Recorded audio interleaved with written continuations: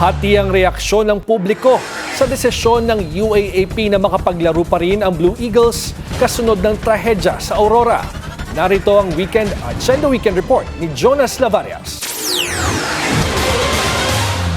Welcome sa Ateneo de Manila University ang desisyon ng UAAP na makapaglaro pa rin ang Blue Eagles sa Season 89 matapos ang trahedya sa Aurora. Ayon sa Sports Association, biktima rin ang iba pang student athletes sa kontrobersyal na bootcamp. Ayon sa ADMO, hindi lang ito paglalaro kundi continuous journey of healing matapos ang pagpanaw ni Rene Baterbonia at Define Adili. Nirerespeto din daw ng universidad ang desisyon ng Sports Association sa mga parusang ipinataw sa staff ng Ateneo community. Habang buhay na pagbana ang ipinataw kay resigned Ateneo head coach Tom Baldwin sa lahat ng UAAP competitions at related activities. Habang indefinite suspension naman sa team manager, ilang assistant coaches at physical therapists na kasama sa nasabing training camp.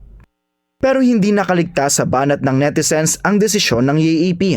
Kinwestiyon nila kung bakit kasali pa rin ang institusyon sa liga habang may mga individual na pinatawan ng mabibigat na parusa.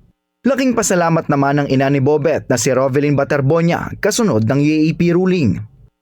Sa gitna nito, tiniyak ng universidad na patuloy nilang paiigtingin ang mga polisiya at sistema para protektahan ang kanilang mga atleta. At hinikayat ang buong Ateneo community na manatiling united sa pagsuporta sa lahat ng kanilang varsity teams. Matatandaang nasawi sina Baterbonia at Adili habang isinasagawa ang isang team building activity sa Dipaculao, Aurora. Bagamat mayroon ng desisyon ng UAAP, hindi pa rito nagtatapos ang investigasyon at legal process kaugnay sa trahedya.